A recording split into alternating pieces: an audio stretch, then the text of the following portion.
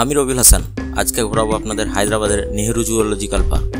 দেখবো কুমিরের পাইচারি, কচ্ছপের খাওয়া, জিরাফের গলা, হরিণের লাজুক স্বভাব, মহিষ না ইন্ডিয়ান গড়ের অ্যাটিটিউড, ফ্লেমিঙ্গোর রূপের ঝলক, হাড়হিম করা ডাইনোসরের হাড়।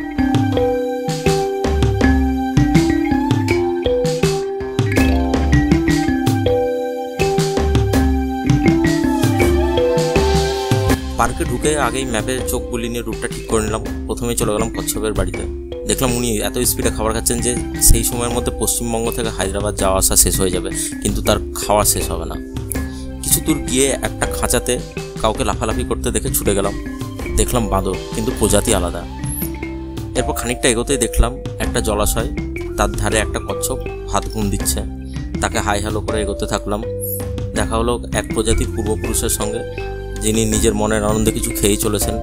তিনি যাই হোক, এরপরে দর্শন হলো লায়ন টেল ম্যাকাওয়ের সঙ্গে। এরা আমাদের দেশি বাঁদর। এদের ওয়েস্টার্ন ঘাটে বেশি পাওয়া যায়, আর সাউথ ইন্ডিয়াতে বেশি দেখা যায় এদেরকে।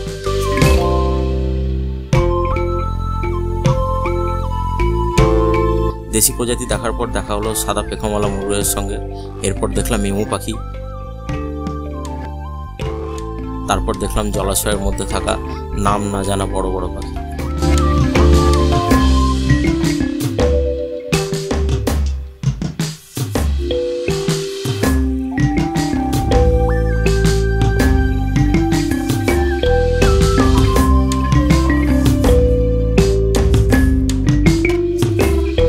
হরিণ ও মহিষের ঘাস খাওয়া দেখতে দেখতে হেঁটে চলেছি কুমির আর জিরাফের দেখার আশায়।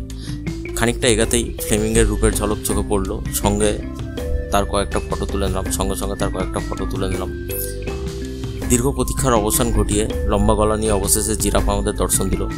জিরাফের সোয়াগ দেখে আমি অবাক, কারণ এতদিন তো কলা পাতা, পেয়ারা পাতা খাওয়া জীবজন্তু দেখেছি, কিন্তু জিরাফের ডাইরেক্ট খেজুর গাছ থেকে পাতা চিড়ে খাচ্ছে দেখে মোটামুটি পয়সা শোধ হয়ে গেল। জিরাফের গলা দেখে ভাবলাম, যেমন লোকের কাজ বিভিন্ন কথায় নাক গলানো, জিরাফের হয়তো গলা গলানো কাজ।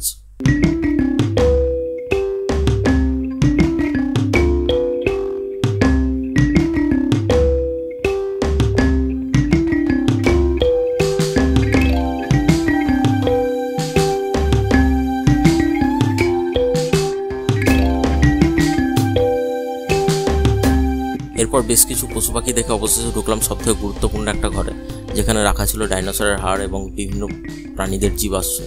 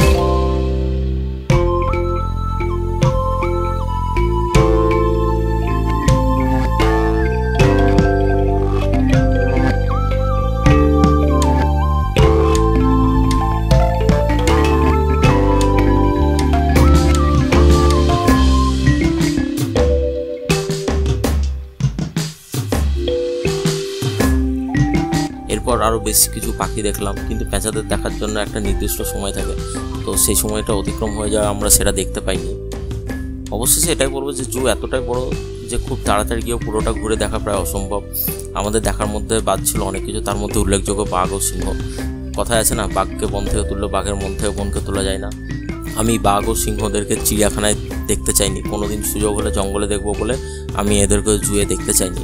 আমার ব্যক্তিগত মতামত হলো এই যে, আমি কখনোই চিড়িয়াখানাকে প্রমোট করি না, এটা কোনো জীবজন্তুর বাসস্থানও নয়, কিন্তু আমি গেছিলাম শুধুমাত্র জিরাফ দেখার উদ্দেশ্যে, কারণ জিরাফ দেখতে আর কোথায় যাবো, তাই অনিচ্ছা সহকারে যেতে হয়েছিল।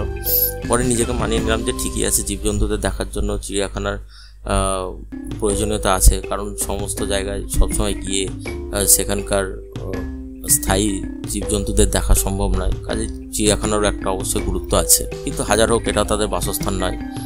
তো এই জুয়ের যাবতীয় তথ্য ফটো আকারে দেওয়া হলো, পজ করে দেখে নেবেন। ভালো লাগলে সাপোর্ট করবেন। আবারও আসবো নতুন অভিজ্ঞতা নিয়ে। ভালো থাকবেন।